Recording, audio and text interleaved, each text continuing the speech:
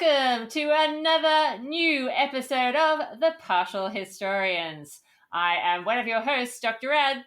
And I am Dr. G. Welcome, everybody, as we are tracing the journey of Rome from the founding of the city. And you couldn't really ask for a more pivotal moment for Rome at the moment. We've been going through the early Republican days, and we found ourselves well and truly stalled in the Second Decemvirate because it's just so horrible. It's taking a long time to get through all of the detail, but I think this also emphasizes just how significant a moment this is for Romans and the way that they think about their history. Absolutely. So we have been dealing with the aftermath of two particular crimes committed by the decemvirs: the murder of the plebeian hero Siculus Dentatus and the murder by her father of a plebeian maiden called Virginia, but the decemvirs made him do it, and that's why they're responsible. So last time what we saw was that Virginius, the father of the murdered maiden, had decided that he was going to go and seek military assistance. Achilles, her fiance, and her uncle Numitorius do the same thing with a different group of armed forces, and together they end up making their way back to Rome, through Rome, and they pretty much set up camp on the Aventine. I think the message is clear. They are trying to menace their way out of the Decemvirate. And, it seems to be relatively strategic. I mean, there is now a huge military body sitting on top of the Aventine. And after some awkward teething moments where this new force of plebeian uprising is like, well, I don't know who will speak on our behalf. They have gotten together and they've chosen a body of men, 10 in fact, to match the decemvirs toe to toe. And they've started to make some demands of the Roman senators in terms of who they want to talk to. Absolutely. And so really the only people that they're interested in talking to in my account are Valerius and Horatius, who are patricians, which means we look at them slightly askance, but they seem to be not too awful at the moment because they also don't like the Second Decemvirate and think that they are rubbish.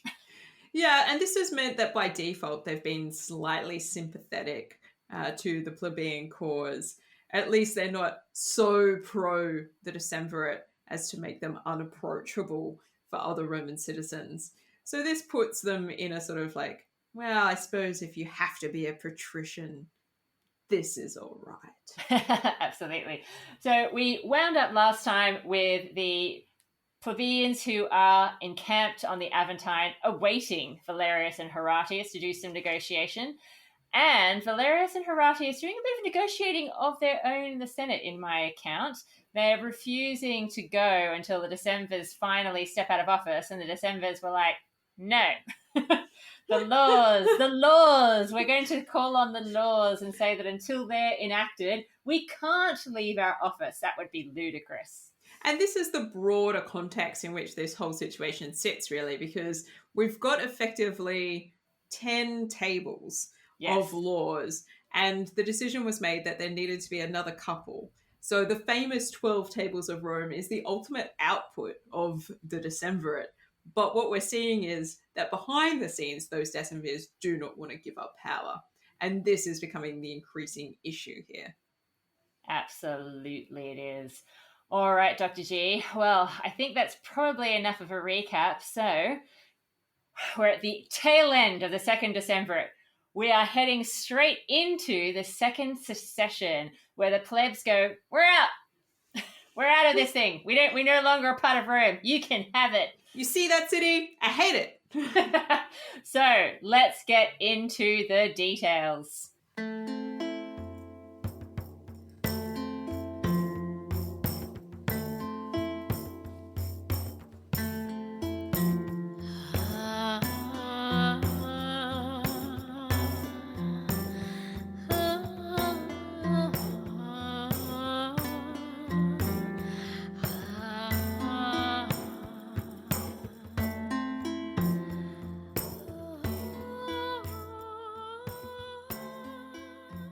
All right. So you are reading Livy. I would love to know what Livy has to say at this point in time.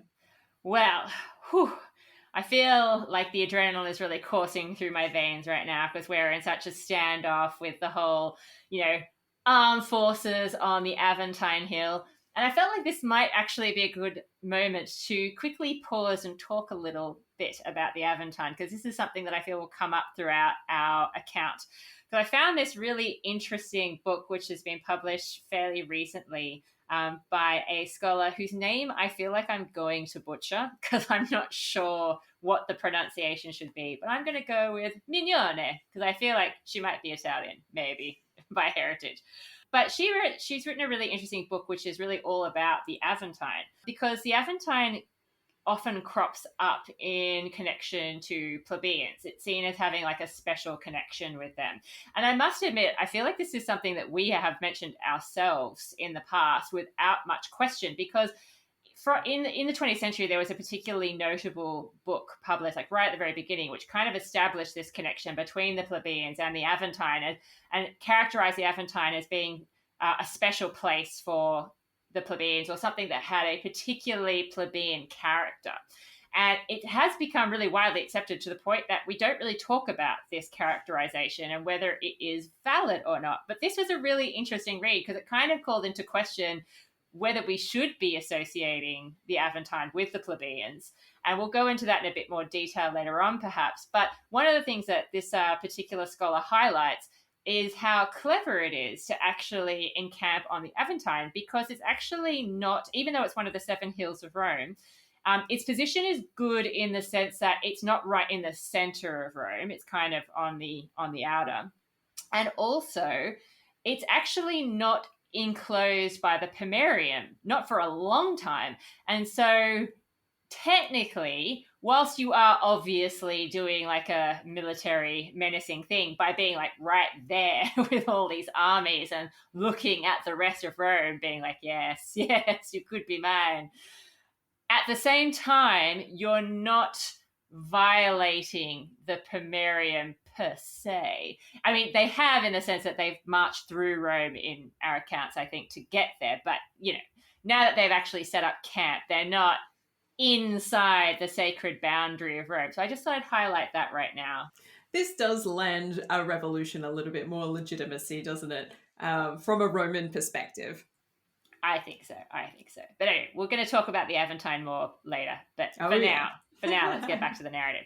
All right. So in my account, there is this guy called Marcus Duilius, okay, who's an ex-plebeian tribune. I do feel like I remember that name. He has come forward and he has told the plebs that are on the Aventine, look, the Senate are freaking useless. They have decided nothing. They are just fighting amongst themselves.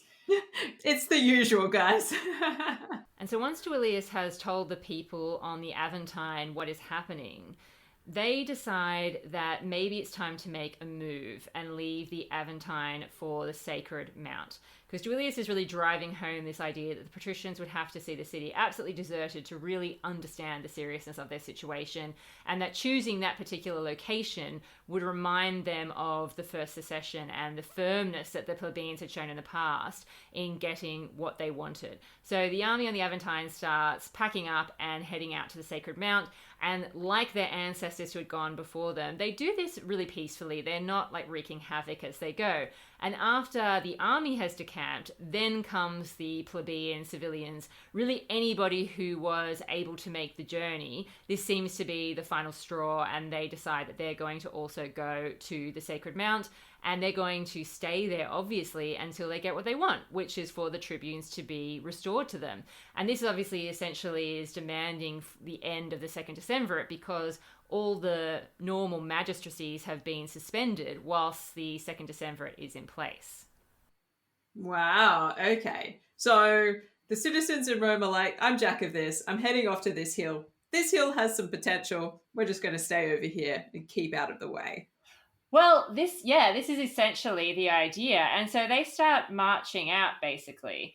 And it seems that they're followed a little way by their own women and children who are obviously scared at what is happening, because after what has happened to Virginia, I'm sure nobody feels safe from the Don't leave the Decemvirs. children behind.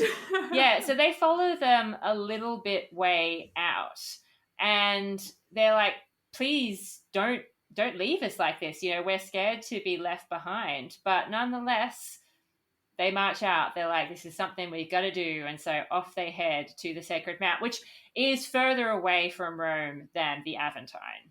Oh, look, this is fascinating to me because I am reading Diodorus Siculus at the moment, who is a great epitomator, but maybe not a great historian. And this doesn't rate a mention in his account. And then I also am reading Dionysius of Halicarnassus, who breaks back in after an unspecified amount of time where the source breaks off. And the detail that is offered there also, as yet, and I've been reading through it, but one is never quite finished with Dionysius of Halicarnassus, so you never know, it might be coming up. But as far as I've read so far of the detail that he provides for what is happening with this stuff in the Aventine and what is progressing with this relationship between patrician and plebeian, the idea of the citizens in the city having a role it also doesn't come up for mention. Yeah, well, I think this is an interesting parallel that we've got actually developing here, in the sense of what Livy has told us before about the First Secession of the Plebs. So just a quick recap, the First Secession of the Plebs took place in around 494 BCE. And that is a similar situation in which the plebs just got jack of what the patricians were doing, even though they obviously thought, oh, yeah, we've overthrown the monarchy fairly recently, this is going to be great. Didn't turn out to be so great. They were sick of the patricians and their behavior and what was happening. There was lots of debt, there was lots of inequality. They were sick of being, the people that went out and fought for Rome but didn't see the benefit. And the last time that they did this, it did work in the sense that they apparently got the tribunes. I mean, this is where the tribunes apparently come from, amongst other things, but mostly it's the tribunes that particular secession is famous for. And that took place on the Mons Sacer. So in Livy's account, it is a very deliberate decision by the plebeian civilians that are left inside the city to go there, because they're trying to remind the elites that are left, hey, we've done this before, we will do it again, and we will stay there until we get what we want, just like happened before. So there's obviously a very deliberate parallel between the place that is associated with the First Secession and the Second Secession. Look, as a historian, I have some questions. Yeah. And they partly relate to the idea that, to me, it doesn't seem to make a lot of logical sense for Roman citizens to be like, you know what, we've got to get out of this city. Let's go to our own hill somewhere else, completely undefended, when they could just join the plebeian forces on the Aventine.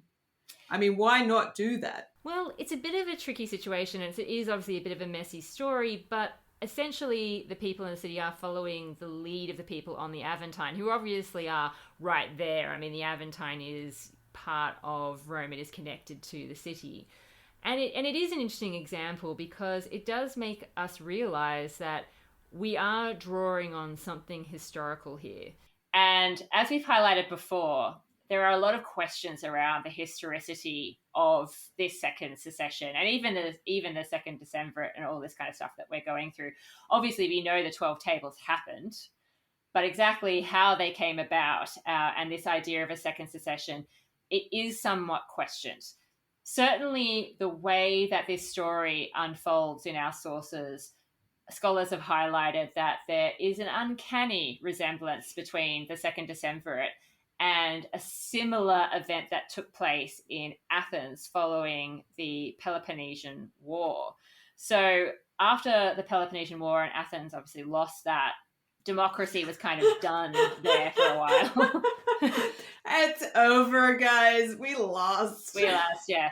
And so they decided to bring in a board of 30 who was supposed to draw up a new constitution and obviously some new laws and that sort of thing. But instead they become tyrants. So we've got this time of the 30 tyrants. And eventually they are kicked out of office and democracy is restored. So people have highlighted that there's like some weird similarities between the Second Decemvirate and what happens with the Second Secession here. So there's a little bit of that going on. But as we've highlighted before, that doesn't mean that none of these things actually happened. People like Livy and Dionysius and Diodorus are drawing on annalists probably from, the sort of 2nd century, maybe a little bit before. And they do refer to them from time to time. So they are drawing on some details that have been provided by earlier sources. The question is exactly what? What is real? What is not? What are they inventing? What are they not?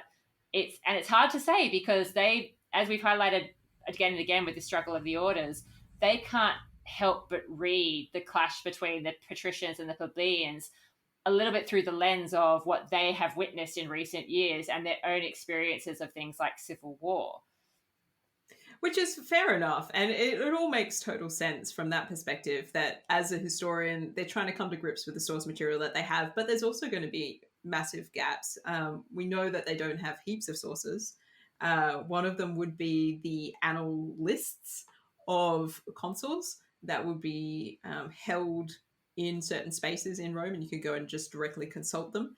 But how you make sense of those lists and how do you weave a narrative around a couple of names, well, that's going to require some more research and some more thinking and talking to families and things like that. So as a measure of what is sort of going on in these other sources, Diodorus doesn't really mention this at all. He talks about the decemvirs getting a little bit antsy about the situation on the Aventine, and they're interested in heading out with the young patricians and just sort of doing a test of arms. So there's kind of like this vibe that in Diodorus, and this doesn't seem that plausible to me, one, because the decemvirs are sort of scattered everywhere and presumably have only just reconvened as they've lost their armies, who are now decamped to the Aventine. If they've gotten together and they're like, yeah, let's make it a fight, a proper fight, and it's like, but they don't want a war. They don't want to do this with arms. They want to have 10 men against 10 men, and they're going to send in their young hot patrician proxies to stand in their place. And it's like, it just sounds like one of those like organized, slightly underground boxing matches that could happen. And I was like, guys, this is not going to solve things. But this is what Diodorus gives us as like the thing that's going on for the decemvirs right now, which is kind of fun. Dionysius of Halicarnassus has not kicked back in yet. Interesting. Okay, well, I can maybe throw in yet another source into our ring here. Ooh, I know. Do it. I love sources. Crazy. There is actually mention of some of these events just in passing in some other sources like Cicero. So it's not, Cicero obviously is not writing like a narrative history like Livy or Dionysius, but he is writing a little bit before Livy and Dionysius. And we do get these sorts of throwaway mentions of some of these events happening in some of the speeches that he is making. So, for example, there was apparently a reference to these events in the Pro Cornelio. There was a reference to the Aventine. So, again, we've got mention of the Aventine being involved in these sorts of events. And then, in a different work of Cicero's, in the De Republica, he does also mention that the plebeians had apparently gone to the Mons Sacer, again, probably because that's where the First Secession had taken place, and then they had proceeded to the Aventine. So again, we do have mention of two different places, just maybe in slightly different orders or used in different ways. Definitely there is that connection. And again, it is really interesting to think about it, because that confusing nature of having these two different locations, if it wasn't true, you think it would be like it would never have happened, like they would never have incorporated it, or that over time one of them would have got forgotten just for simplification purposes, that you would just stick to the major one, so it's not confusing like where they are and what they're doing. But as was highlighted by this scholar, the fact that they are sort of both mentioned has to sort of give us pause about the events that we're dealing with here. And again, I'm going to come back to the Aventine. the idea of the Aventine having this particular connection to the plebs and this particular importance to them, it might be something to do with this law that we mentioned from a few years before the... Oh, yes. Yeah. Yeah. Yeah, so we mentioned that in around 456, we think, BCE, there was the passing of this law, okay, the Lex Aquilia, and it supposedly had something to do with the land on the Aventine potentially being opened up perhaps for plebeian use. It's a little bit unclear perhaps. Yeah, there's that touching on sort of public lands and redistribution that's happening there that we're not really quite sure about. Exactly, which does seem to gel with what people at the time were concerned about in terms of the inequality of wealth and land distribution and that sort of thing. Far more so than the 12 tables seem to be a response to that. But yeah, so there has been that kind of association between the Aventine and possibly the opening up of some public land of some kind. But as was highlighted by this particular academic, it's a bit unclear as to how that would kind of continue, in the sense that the vast majority of people are plebeian, not patrician. So is it possible to say that this particular place has a especially plebeian character when really the vast majority of Rome is occupied by people who aren't patricians? It would be far easier to have like a hill that had a patrician character. This whole place is plebeian, let me tell you. Yeah. You can't go anywhere without seeing them. It is interesting because obviously, like, you're right in terms of like the numeral aspect of it. There's just, to be an elite, you have to be lesser. You have to be a much smaller group. So what does that mean to say that a place is maybe especially plebeian? And it might be to do with some of the symbolic elements of the place and having laws like this which actually establish rights, because one of the things that we know the plebeians really are always fighting for is more rights, please. It seems that the Aventine has carved out this reputation either via law or perhaps because of the sorts of things that happen there as being maybe special to plebeians in a way that other areas don't get to be special. Well, and this is where I think the fact that our sources are writing a bit later comes into play, because another thing that this scholar highlights is the fact that Gaius Gracchus does end up fleeing when things go really badly in his career to the Aventine. It's one of the places where he kind of tries to do something. I mean, exactly what, we're not sure, but it's certainly where one of his final stops, really, that he makes when things are going badly for him. And the Gracchi brothers are obviously highly associated with this idea of land redistribution and the opening up of the Aga Publicus. And it's possible that Gaius Gracchus went there because we know that there was that bronze column set up for that law from 456. It's possible that he went there for that reason, like that there was some sort of symbolic connection in his own mind between what he was working for and, you know, what was happening in Rome at the time. Or is it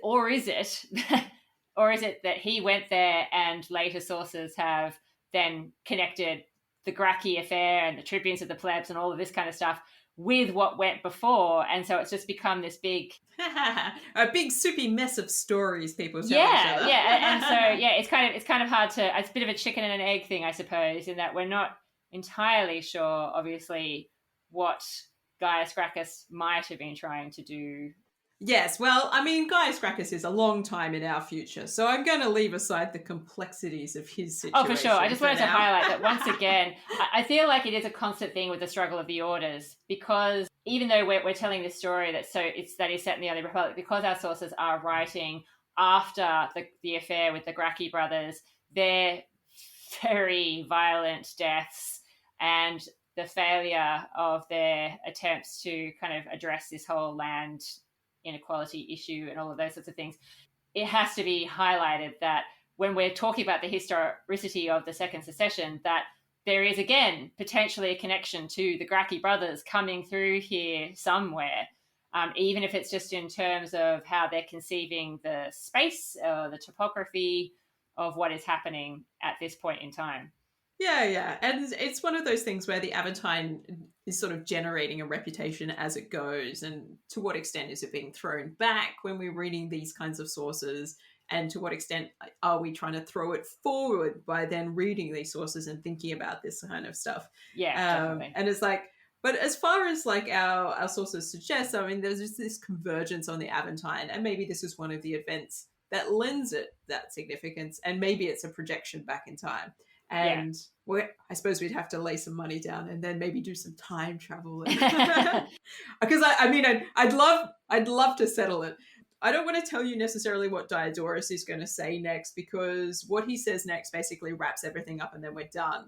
Okay, I have a little bit more detail. But I do have a whole host of things that happen once some discussions take place. But there's a bit of a gap in each of the sources that I'm reading about what those discussions are and how these things come to be. So I'm interested if there's anything that you've got that sort of might bridge the gap until I get to a couple of people who might be quite important.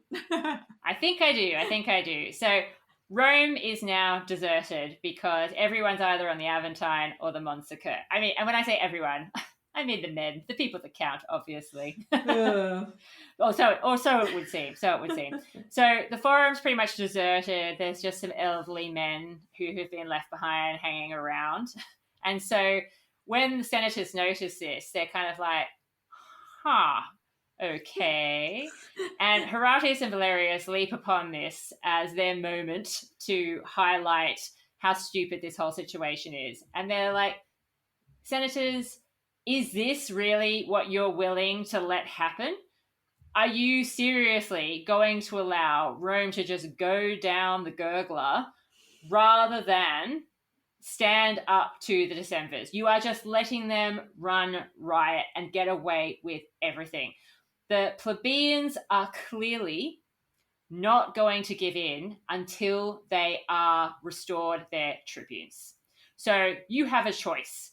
You give them back the tribunes, or you don't get the plebeians back at all. And I think we can clearly see where that's going to end up. Are you seriously going to risk conflict like this? Okay, he even says, and I like this line, we will sooner dispense with patrician magistrates than they with plebeian. So he's like, they will hold out. They will hold out longer. You know, you are going to have serious problems on your hands. So the decemvirs are finally kind of overwhelmed by the common sense of the situation. Well, that took a while, but I'm glad we got there. Yeah. And they say, finally, yes, we will concede. Okay, we will step down from our office on one major condition. We need personal protection. I'd like a bodyguard, please, because everybody hates me now. Yeah, they're like looking out for numero uno, as always, right towards the very end.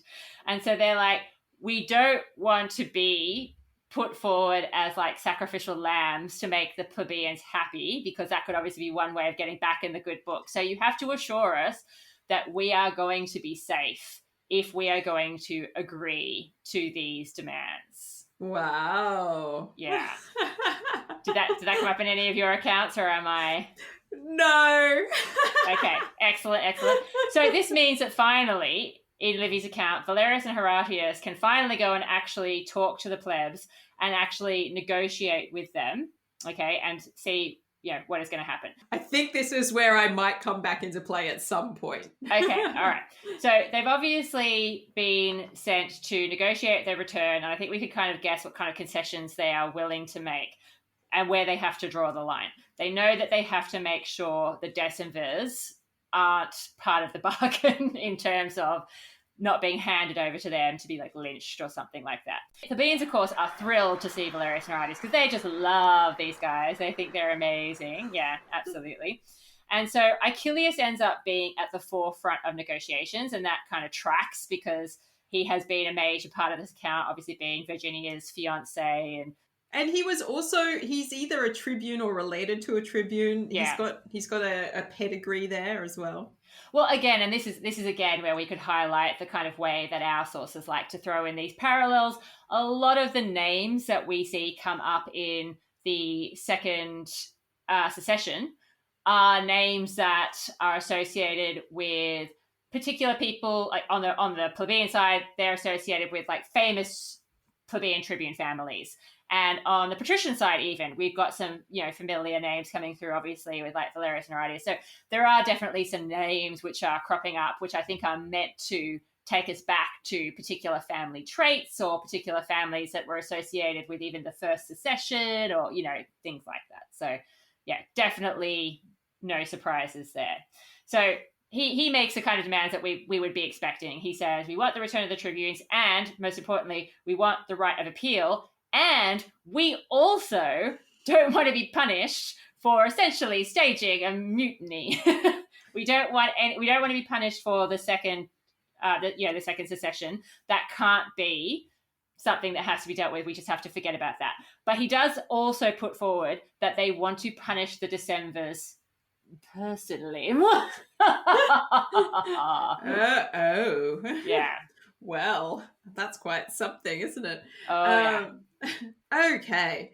All right. I think I can jump in here with a little bit of Dionysius of Halicarnassus. So he broke off, obviously left out some really good stuff in whatever chunk is missing. Yeah. And now we're back with Valerius Batitus and Horatius Barbatus. So our two pro-plebeian patricians, as it were. Pro-plebeian or just pro themselves. Reading the winds of change and writing them. Yeah. And they end up, after discussions with the plebeians, it basically opens up with this section with the start of the sentence being like, after the overthrow of the Decemvirate. So it's like literally like all of the detail of how that overthrow happened is lost to us from Dionysius of Halicarnassus. But they start then working with the plebeians on the things that have been agreed upon and sort of the promises. And they're like, okay, we need to like really reform Rome at this point. And one of the things that is initially on the table is a change to the way that the tribal assembly operates. Ah, interesting. Yeah, so the tribal assembly is where you get together all of the tribes of Rome. Hypothetically, every Roman is part of a tribe. There are 31 rural tribes and 4 urban tribes. Apparently, these numbers are a little bit flexible at times. And basically what they've asked for is to have the decisions made by tribal assemblies to be on the same footing and encompass all of Rome in the same way that centuriate assemblies operate. So that decisions made in this way will affect the whole city and can't just be considered plebeian decisions for plebeian issues anymore. They have to be considered Roman issues. That makes sense to me because, as we've just talked about, they are the majority of the people as far as we can tell. Yeah, but up until now, apparently, at least the implication in Dionysius is that these tribal assemblies have often been dismissed in terms of the decisions that they've been made by patricians who are like, but it's not really about us. It's not really a decision that affects what we do, is it? Sorry about that. You guys have fun at your tribal assembly. Well, this is a pretty big move because it essentially means that they have like lawmaking power for the whole of Rome, doesn't it? Yes. And they're about to use some of that. Oh yeah. Oh yeah. Oh yeah. And so it's basically papering over legally what has been a legalistic divide between patricians and plebeians and the power that they operate. And it's at that point where it becomes really clear that they have to have tribunes again. Yes. And a whole bunch of them get voted in. Very good. Excellent. And the first thing they decide to do, as you've already flagged, is go straight for the decemvirs. Well, yeah. We've been waiting for their comeuppance for ages. It's going to happen.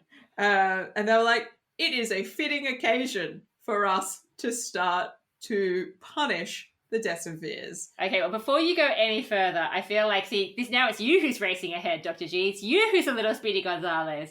And my source broke off, and then it only just came back, and I don't know where I am anymore. Yeah, I think I need to throw in a few more details. So there's actually quite a poignant moment, which doesn't really add anything to what's actually happening in terms of the developments, but I thought it was interesting that Livy chose to include this. So after Achilles has made his demands, about tribunes and not being punished in the decemvirs and whatnot, Valerius and Horatius respond very reasonably by saying, to be honest, what you are asking for the most part, should have been willingly given to you by the Senate. You shouldn't have had to really be in this situation because, after all, we can see you just want your liberty. That's all you're after. And that is something that every Roman should have. You shouldn't have had to, come to this incredibly extreme reaction in order to get the Senate to hand this back to you. And so we can understand that you're angry because you have been pushed this far. However, we can only understand and excuse the anger that you are feeling. It would be wrong for us to give in to your basest desires. Oh, come on. What you are asking for in terms of personally punishing the decemvirs is wrong. And it can't be allowed to happen. And this is the moment that I love, and I just have to throw it in there. And this is a direct quote from the English translation, obviously, but you know what I mean. Will the time never come when our state shall rest from punishments visited either by the patricians on the Roman plebs or by the plebs on the patricians? Oh, guys, come on. When have the plebeians ever done anything that has diminished the power of the... I know. Livy. I know. But he's basically allowing Valerius and Horatius to say, guys, we need to put an end to the cycle of hate. There's been hatred on both sides. Yeah. And then he puts it in this very poignant way, which kind of reminds me a little bit of the First Secession and how we had that big speech about Rome being a big body and, the feeding of the stomach and blah, blah, blah. The body metaphor, yeah. Yeah, the metaphor about, everybody has to work to feed the state, blah, blah, blah. So they then go on to say, look, realistically, you need protection more than something to attack with. So they phrase it in the sense of you need a shield more than you need a sword right now, which is why we're really happy with the whole tribute thing. But we don't want you to be going on the offensive, okay? No personal vendettas, please. Yes, exactly. And he's like, once you get all your usual rights back, then just having the protection that comes with that should be enough. Because after all, aren't we all citizens? Aren't we all equal? We're all afforded equal protection. We don't have to worry about, being attacked or attacking others. It's getting a little idyllic here. I was going to say, but some are more equal than others. Yeah. And then they sort of concede that, look, once you've got your tribune of the plebs back, I suppose that, things might get a little hairy between us. Maybe there'll be some tension between the patricians and the plebeians. But even if that is the case and you guys come after us, it will be done properly through the courts. And isn't that what Rome is all about? Got to follow the form, Yeah. There's a tradition here. Yeah, exactly. So I had to throw that in there because I was like, wow. Even though I like Valerius and Horatius, laying it on a bit thick, guys. And also, this seems like a moment where Livy has offered us a speech, and I don't have one from Dionysius. It's amazing. I told you. So what happens next is that they, of course, go back to the Senate and explain what the plebeians have demanded. The decemvirs are, quite frankly, relieved that this is where negotiations have ended up. Appius knows, however, that he's going to be targeted when the plebs have everything back in their usual position. So he's knowing that he is unpopular, okay, and he's feeling a bit dicey about this whole situation, okay. But he's like, I will I will give up the Decemvirate, I suppose, even though I know that realistically you're just setting us up to be attacked when everything is back to normal. Wow. So he sort of flounces out of there and just like, well, I'm in danger.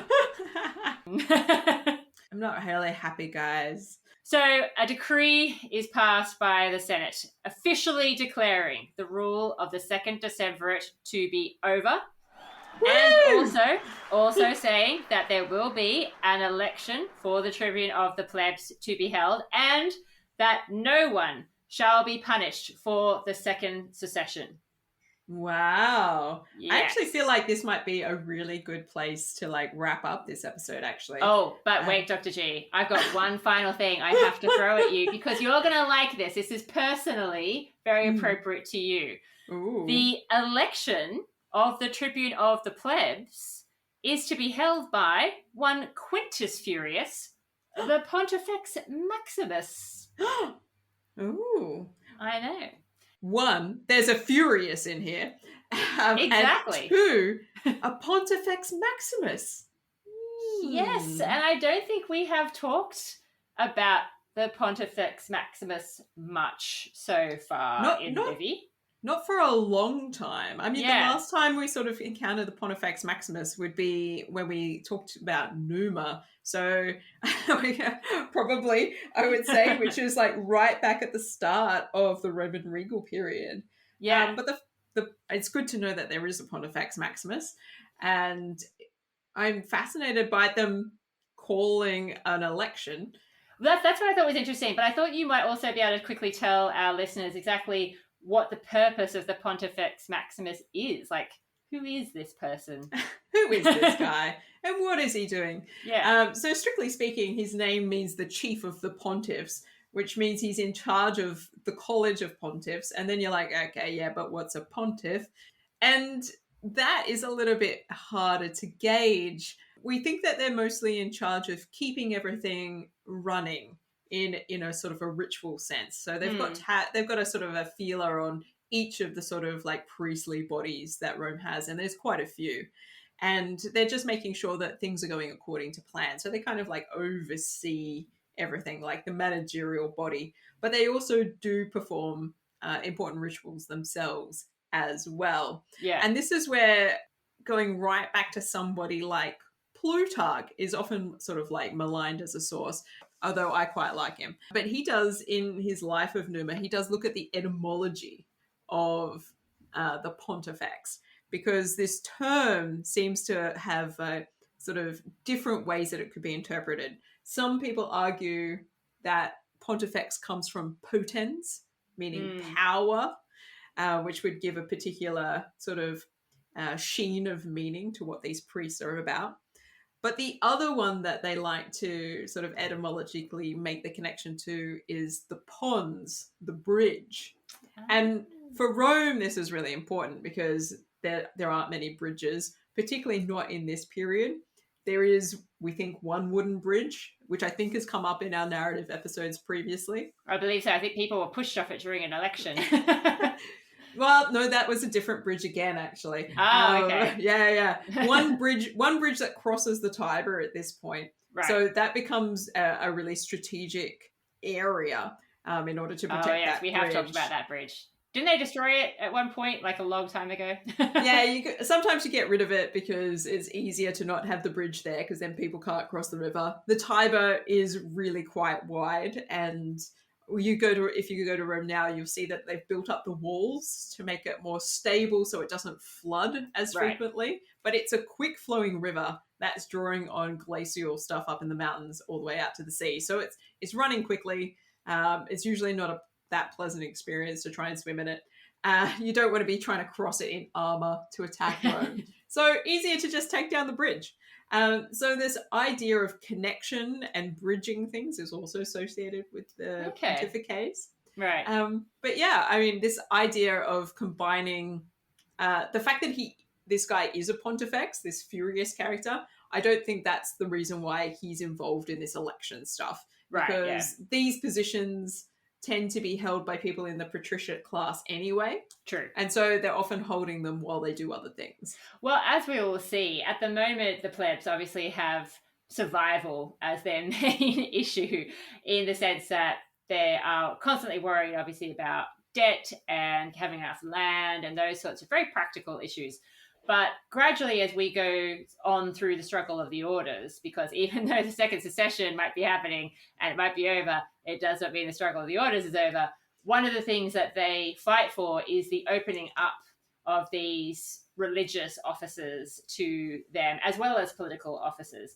And as we've talked about before, that seems to be one of the things that distinguish the patricians in the early republic, the fact that they do really have a monopoly on the main political magistracies as well as religious officers, and therefore, how do you question their authority and their power in a society like this? They have control over everything. Yeah, and it's obviously those tensions are going to continue to play out, as we'll see, I think, as we follow this story further as well. But I think we're probably at the time where it might be time for the partial pick. Oh, no. I got one more sentence, you. One more sentence. I'm like, I'm done. I'm like, if I keep going in my sources, I've got to talk for another 30 minutes because like I delve into a whole new level of detail. So I just keep on trying to wrap this one up. Sorry. I know, I'm sorry. I just got one more sentence that I have to add, which is that the Decemvirs officially resign before the people and they're thrilled. Now it's time for the partial pick.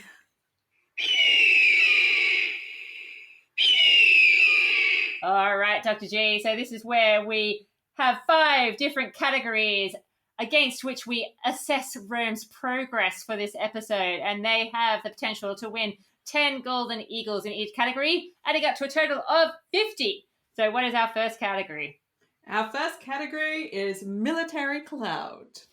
No.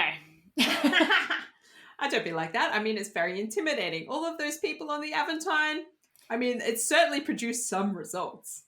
It is really weird that they're all dressed up and they've got nowhere to go. But I think there is an element of clout there. Maybe not in the traditional Roman sense. Yeah, I mean, look, I'll give them a 1 because they don't really do anything apart from look menacing.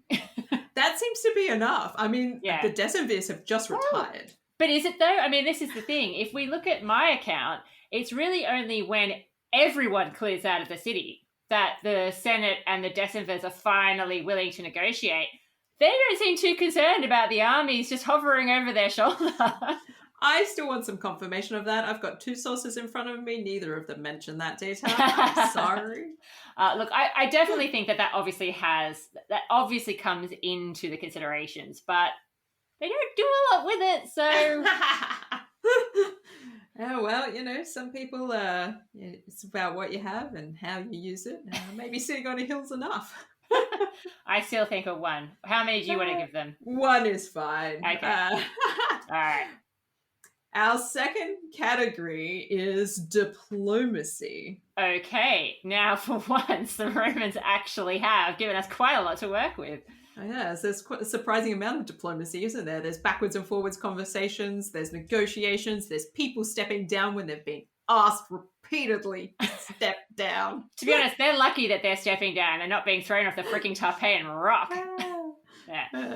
Yeah. So definitely Valerius and Horatius, stellar job. I mean, they might be a little caught up in their own patrician awesomeness.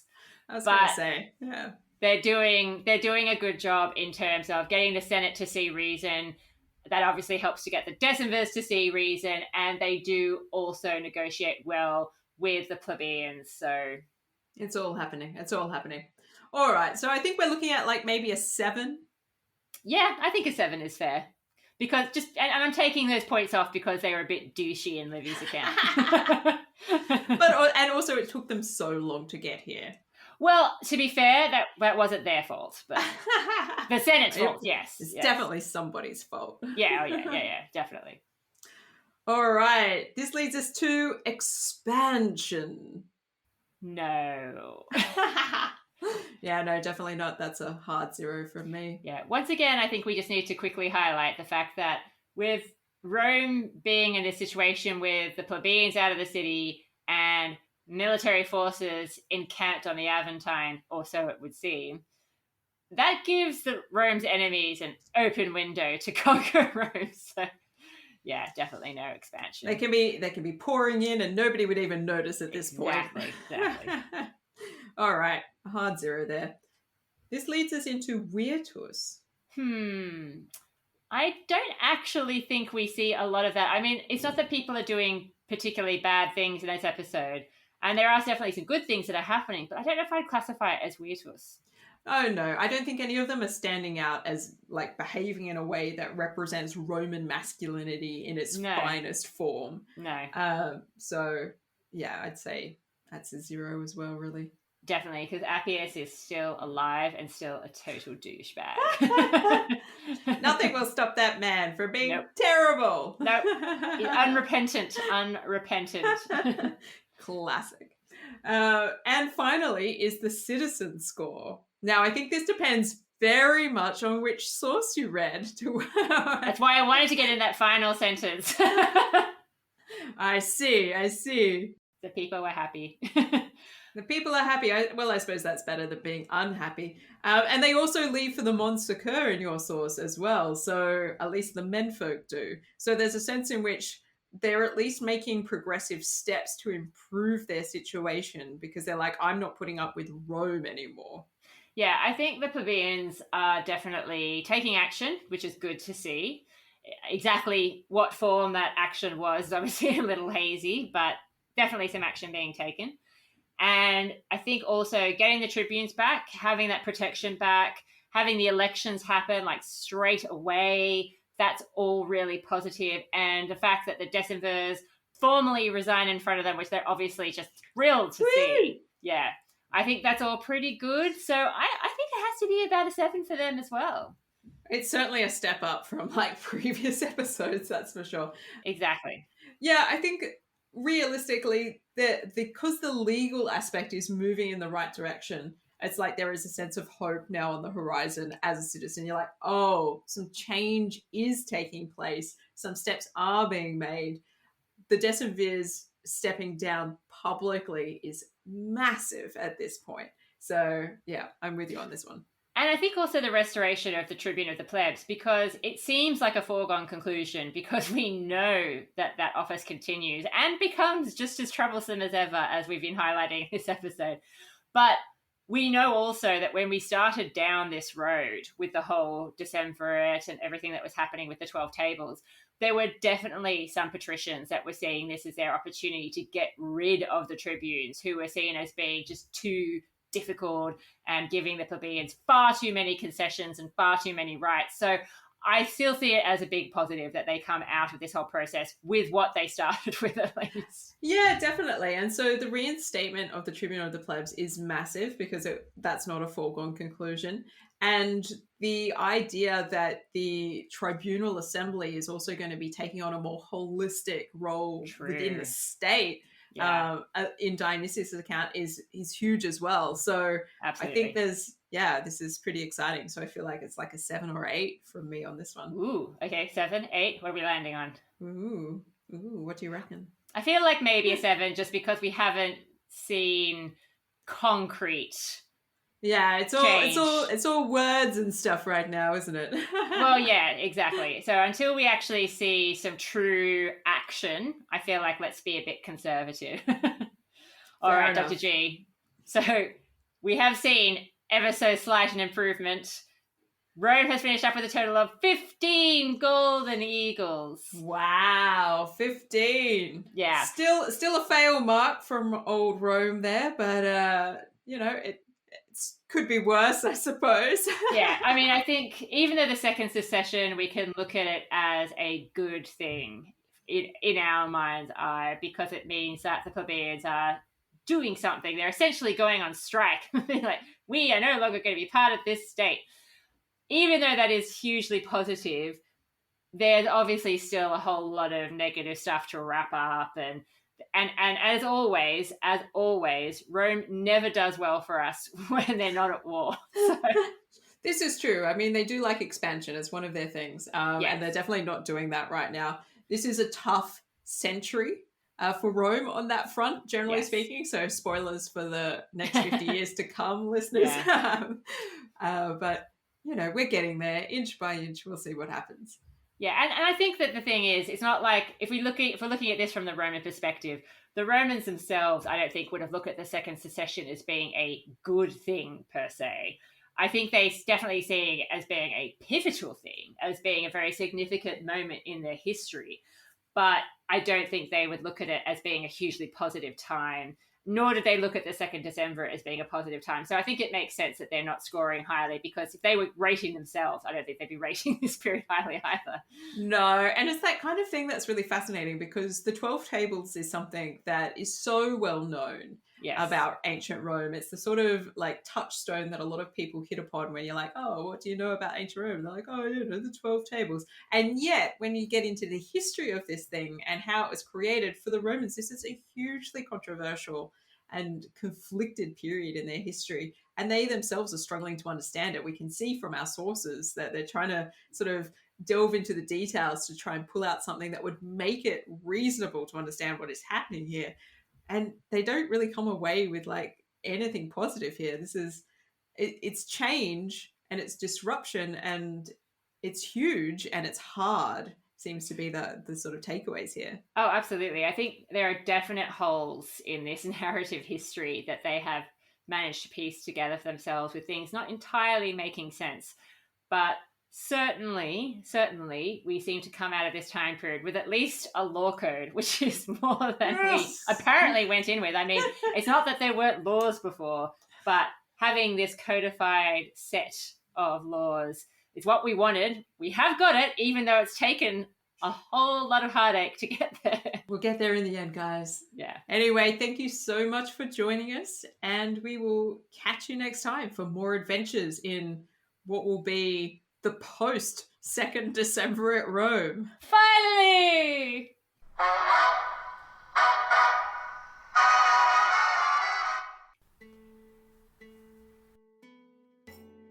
Thank you for listening to this episode of The Partial Historians, which was recorded in a COVID lockdown. We would especially like to thank all of our Patreons who help us to cover our podcasting costs and keep the show going. This episode, Dr. G and I are shouting out to the lovely Flora, Gunnar, Jade, Jacob, and Juliana, who are just some of our Patreon crew. If you would like early access to our special episodes, please consider becoming a Patreon too. You can also show your support by giving us a 5-star rating on iTunes and following us on Twitter, Instagram, and Facebook. In Partial Historians News, we have recently produced a new set of printable classroom resources with Bridget Clark on Agrippina the Younger, which you can find on Gumroad. We hope you have as much fun using them as we had creating them. Catch you next time!